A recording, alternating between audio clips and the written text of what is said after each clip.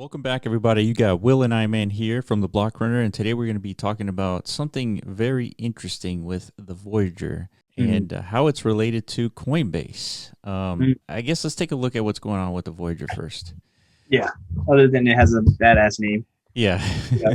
What really piqued our attention is that this ridiculous price run up, right? Yeah. How does in a year give us 12,590% gains? So we're going to deep dive as to like what actually caused something like this to happen.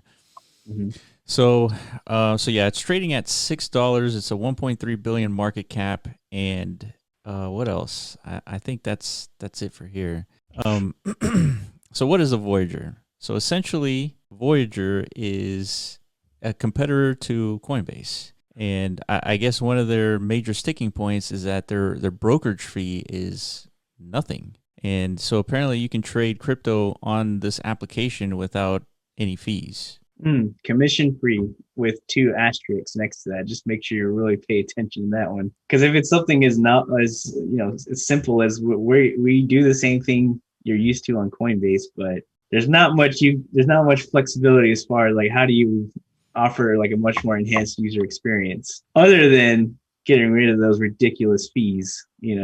Like if you use Coinbase, that's pretty much all you remember about it. Yeah. It's how expensive it is. Yeah, absolutely. And so Coinbase has two different like style of apps, right? They have like the user-friendly application that runs on your phone, and then they have the Coinbase Pro, which I think the fee structure is just a little bit cheaper, I believe, but its user experience is definitely different. It's right. It's for the pro trader, if you will. So what is it that's interesting about the Voyager, right? So the first thing I see here is the Voyager is a public company. So that's pretty unique, right? Coinbase is about to go public. And Voyager's valuation right now, or market cap, is at 1.3 billion. So that's the floor for Coinbase, right? And Coinbase has been around, I think, significantly longer than Voyager, at least in the crypto space. They acquired Voyager in 2019, right? So they talk about reverse takeovers. So in February 2019, they did a reverse takeover of Voyager. So this crypto project performed a reverse takeover of a public company. So what is a reverse takeover?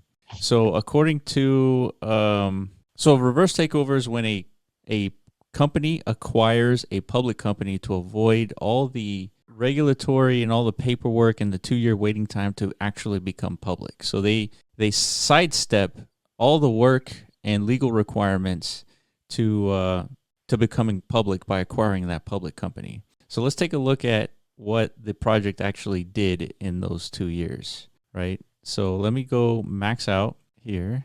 So this is Yahoo Finance, by the way. This isn't like CoinGecko, like light version or nothing like that. Most of us don't really frequent traditional finance market tools because we don't have a reason to. We're in the crypto space, right? But now we're looking at stonk data because all of a sudden it's relevant. We're seeing crypto kind of merge into that world, not just with Coinbase. We thought it was just with Coinbase, but it's not. Like through this discovery of Voyager, now we're seeing like this new trend emerging. Potentially a new trend, which is the reason why we're talking about it.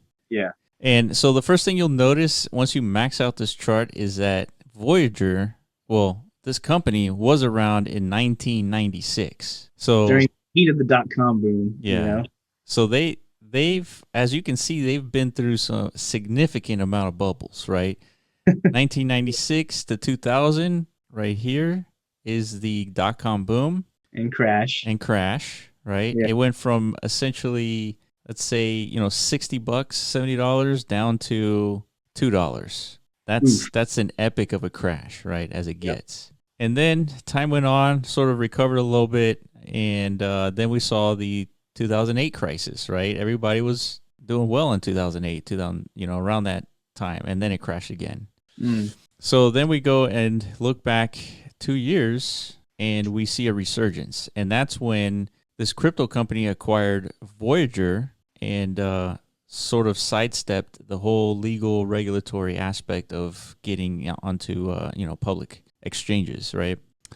So I guess one of the major takeaways is that this could be like the indicator of kind of craziness for this bull run, is that maybe we're going to see a lot of crypto projects acquiring failing public companies to become a public crypto company.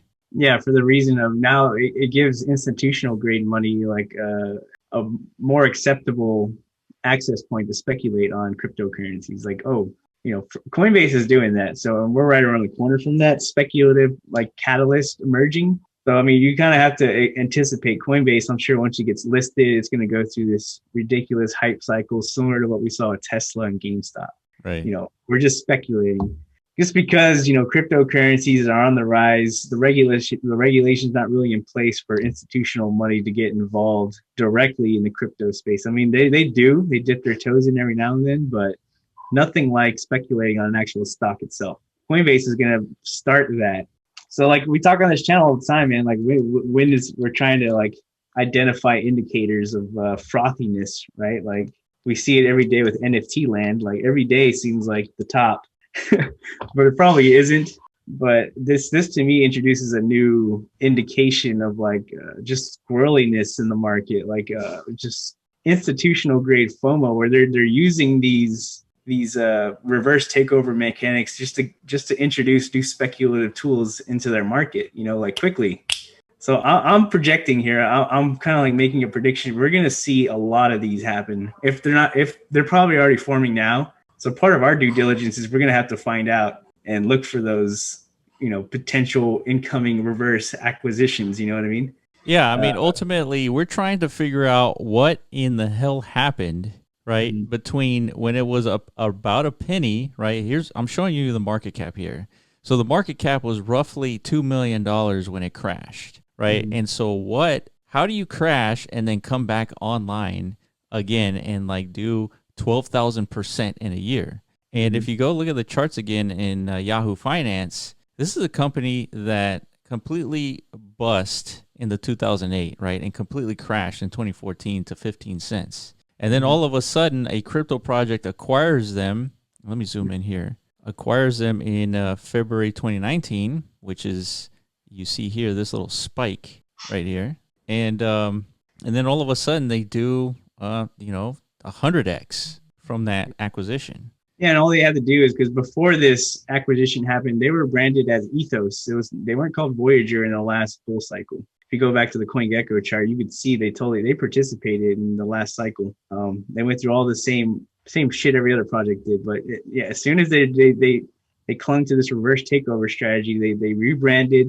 And yeah, now the crypto valuation of the token itself is directly mimicking what's happening in the stock market, Yeah. So we're not telling anyone to go open TD Ameritrade accounts, go all in like stonks or anything like that. Yeah. You could do that if you want. If you think this is like the beginning of another speculative mania within the stock market itself, I mean, conditions are definitely ripe. I mean, the president just announced in the United States, our stimulus money is pretty much approved.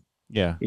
We're going to see like some nice capital injection into all markets here pretty soon. So just the main takeaway from identifying what's happening here is just expect more of this to happen and to use it as like an indication of, just the squirreliness, over exuberance in the market. Yeah. Because I mean, I don't know. I mean, for a 1.3 billion market cap is pretty huge. And if you look at the trading volume, it's not correlating to as, what 1.3 billion should be doing. Yeah.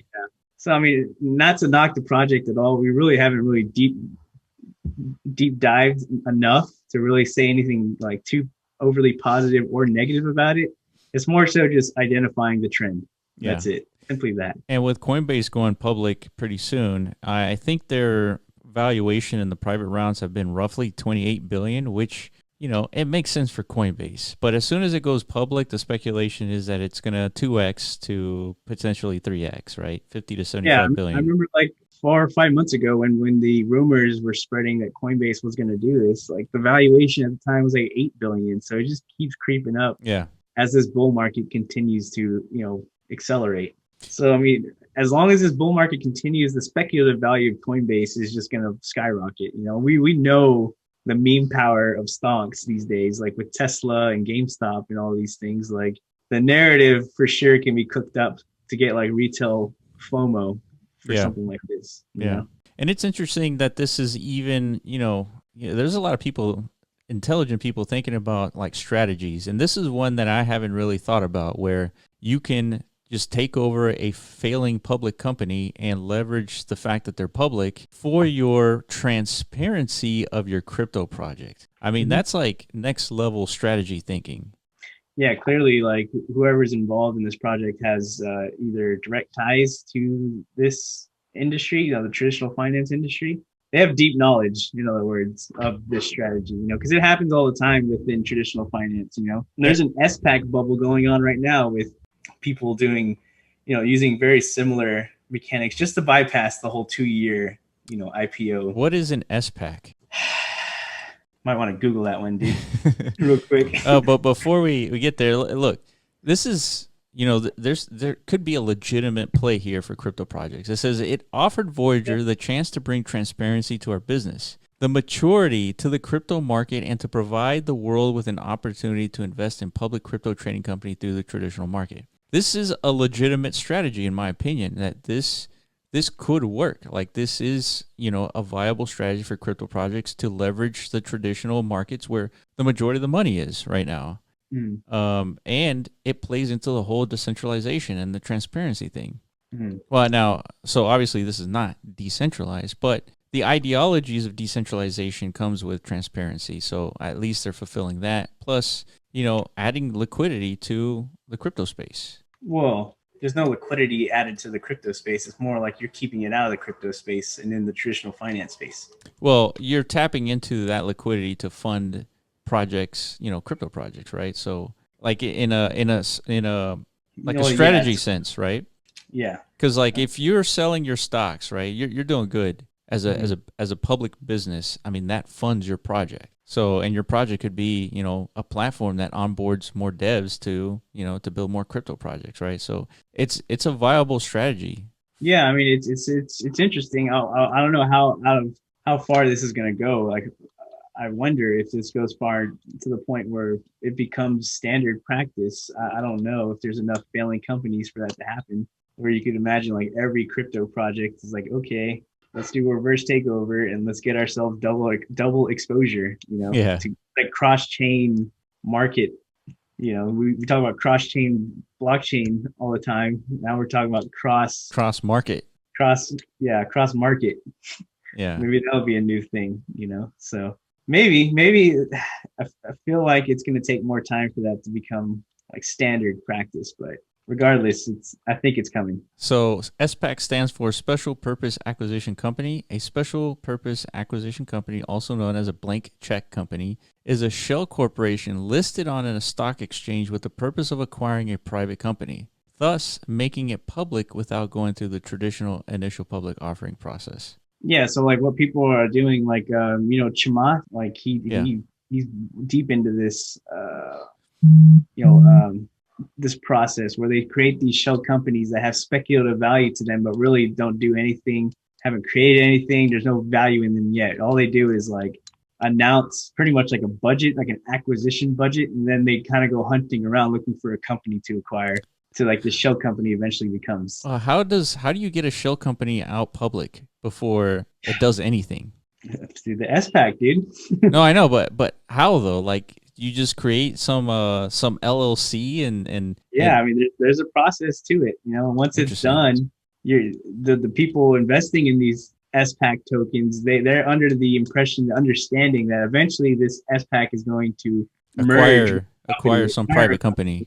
and now you're going to get like direct ownership transferred for that new company. So yeah, it's a way to really speed things up in the stock market, like really make these speedy acquisitions and bring products to market a lot quicker. There's speculation that like, Tesla or not Elon Musk's Starlink is like on the docket for one of these SPACs, to really because Elon's been teasing with the idea of doing an IPO. And the best way to do that these days, at least like where all the speculative market activities happening is in the SPAC sector. So Yeah. there's a lot of these shell companies out there that could be pitching to Elon right now, like, hey, we want your Starlink SPAC, to become our like we'll IPO for you within 3 months. Starlink is now publicly traded. Yeah. So we'll see. Man. Yeah. That's the current speculation happening in the stock market, and potentially crypto is on its way to joining that party. You know what I mean? Yeah, man. This is some high level stuff. Now we're getting into like traditional strategies that are starting to creep into the crypto space. Yep. And the main takeaway of this video is to understand like this strategy first of all exists. I mean, this is new to me. And the second thing is like we might see this as a trend, and if we do, maybe this might be that squirreliness that we're going to see in this market that indicates that hey, maybe the top is coming. Yeah, because more than likely this will play out for a while at least. Yeah. Give the people who set all this up the time to make their profits, and then it's just going to get out of control like it always does. Yeah, we'll be paying attention for sure. Yeah, this covers everything we want to talk about today. Make sure you follow us on Twitter at the Block Runner and also at MetaZone.io. We appreciate all the comments on our YouTube channel. Love reading everything, commenting on all that. So keep it up. I guess we will catch you on the next video. Peace.